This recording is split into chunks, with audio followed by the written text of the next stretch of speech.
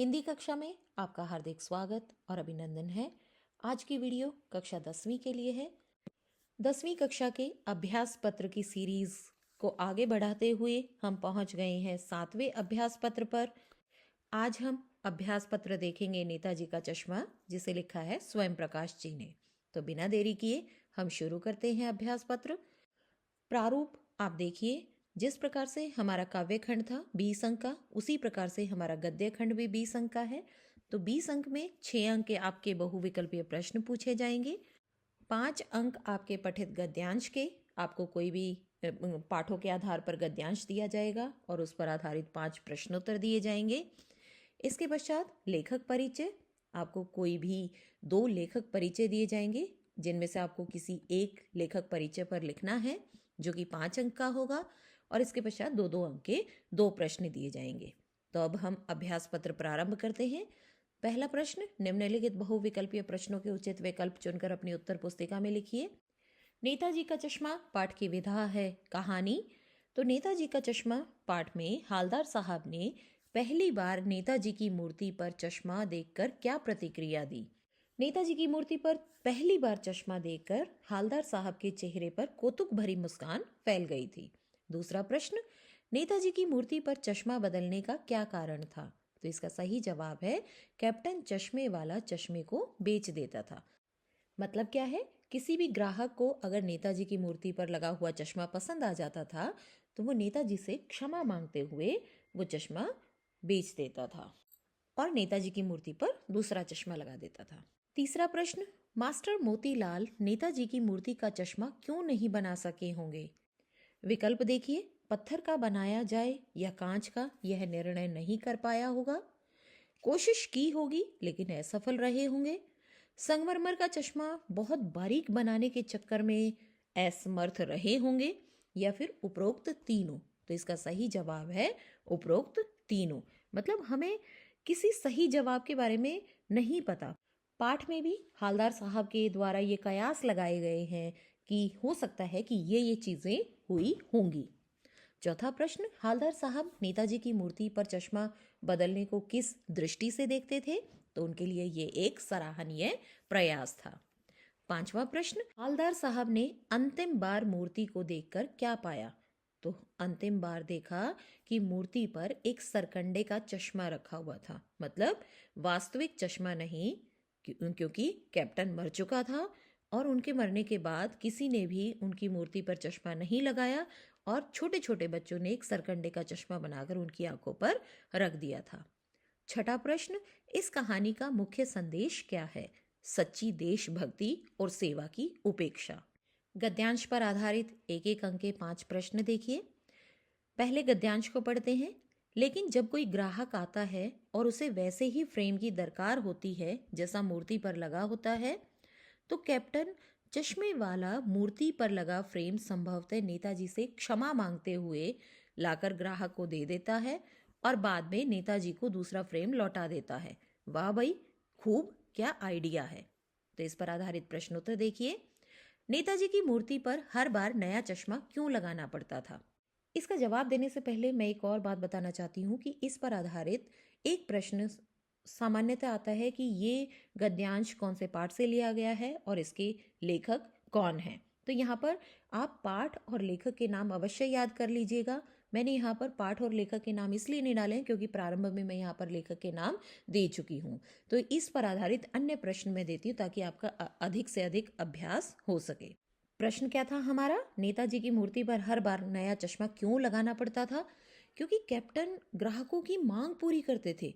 नेताजी की मूर्ति पर लगे हुए चश्मे मान लीजिए किसी ग्राहक को पसंद आ जाता था तो वो नेताजी से क्षमा मांगते हुए उनकी मूर्ति पर लगा हुआ चश्मा ग्राहक को दे देते थे। कैप्टन चश्मे वाला नेताजी की मूर्ति से चश्मा हटाने से पहले कौन सा भाव प्रकट करते थे? तो वो नेताजी से क्षमा मांगते थे। तीसरा प्रश्न, ग्राहकों की मांग पूरी करने के लिए कैप्टन चश्मे वाला क्या उपाय करता था? जब कोई ग्राहक उसी तरह का फ्रेम चाहता था जैसा नेताजी की मूर्ति पर लगा होता था तो वह मूर्ति से चश्मा निकालकर उसे दे देता था और बाद में मूर्ति पर दूसरा चश्मा लगा देता था। चौथा प्रश्न, गद्यांश में हालदार साहब ने चश्मे वाले की इस गतिविधि को किस प्रकार सराहा है। गद्यांश में कहते हैं, हालदार साहब कहते हैं कि ये एक बहुत रोचक और व्यवहारिक आइडिया है। तो उनकी भाषा में क्या है, वाह भाई खूब, क्या आइडिया है। यह कहकर वो कैप्टन की सराहना करते हैं। इस गद्यांश में कैप्टन चश्मे वाले के स्वभाव और सोच के बारे में क्या समझ में आता है। यह गद्यांश दिखाता है कि कैप्टन चश्मे वाला नेताजी की मूर्ति को बिना चश्मे के नहीं देख सकता। पाठों में से आपको लेखक परिचय दिए जाएंगे, 2 लेखक परिचय दिए जाएंगे। दोनों में से जो आपको अच्छे प्रकार से आता आपको उसी को लिखना है। स्वयं प्रकाश के जीवन और साहित्यिक विशेषताओं का उल्लेख कीजिए। स्वयं प्रकाश का जन्म 1947 में इंदौर मध्य प्रदेश में हुआ। मैकेनिकल इंजीनियरिंग की पढ़ाई करके एक औद्योगिक प्रतिष्ठान में नौकरी करने वाले स्वयं प्रकाश का बचपन और नौकरी का बड़ा हिस्सा राजस्थान में बीता। फिलहाल स्वैच्छिक सेवानिवृत्ति के बाद वे भोपाल में रहते हैं और वसुधा पत्रिका के संपादन से जुड़े हैं। ऐसा लिखा है आपकी एनसीईआरटी की पुस्तक में, लेकिन ये पुस्तक बहुत पहले छपी हुई है। इसके स्थान पर आप लिख सकते हैं कि 72 वर्ष की आयु में 7 दिसंबर 2019 को इनका निधन हुआ। समकालीन कहानीकारों में स्वयं प्रकाश महत्वपूर्ण हस्ताक्षर हैं।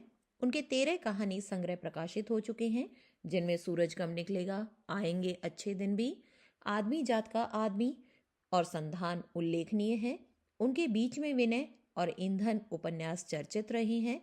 उन्हें पहल सम्मान, बनमाली पुरस्कार, राजस्थान साहित्य अकादमी पुरस्कार आदि पुरस्कारों से पुरस्कृत किया जा चुका है।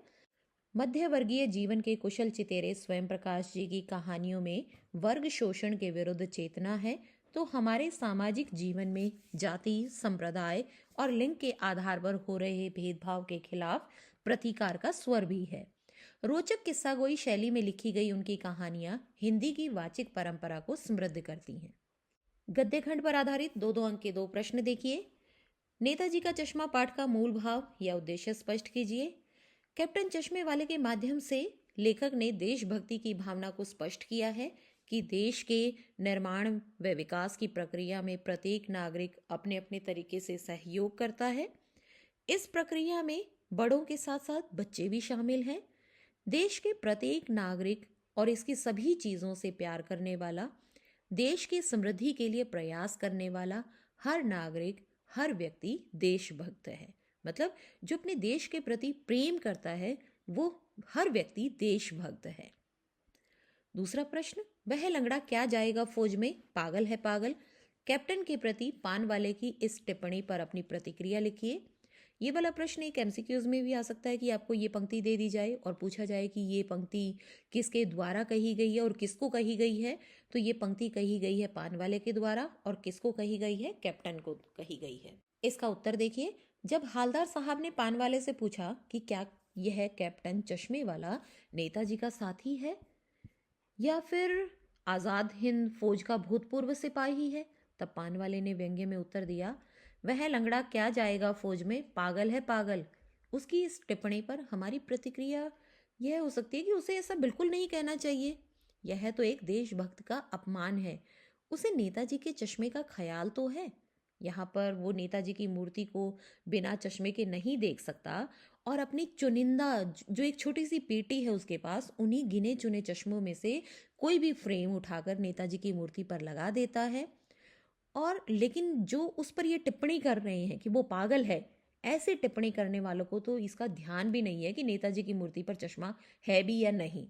किसी भी देशभक्त का इस तरह से मजाक उड़ाया जाना बिल्कुल भी अच्छा नहीं है और ख़ास तौर पर एक अपाहिज व्यक्ति का तो बिल्कुल भी नहीं। ऐसी टिप्पणी देश व देशभक्तों का अपमान है। यहीं पर हमारा सैंपल पेपर खत्म होता है। अगली वीडियो का इंतज़ार कीजिए, चैनल को सब्सक्राइब कीजिए, बेल आइकन दबाइए ताकि आपको सैंपल पेपर के अपडेट्स मिलते रहें, ताकि आपका एक भी सैंपल पेपर मिस ना हो पाए। और अगर ये वीडियो आपको अच्छी लगी हो तो लाइक और शेयर ज़रूर कीजिएगा। मिलते हैं अगली वीडियो में जल्दी ही, तब तक के लिए धन्यवाद।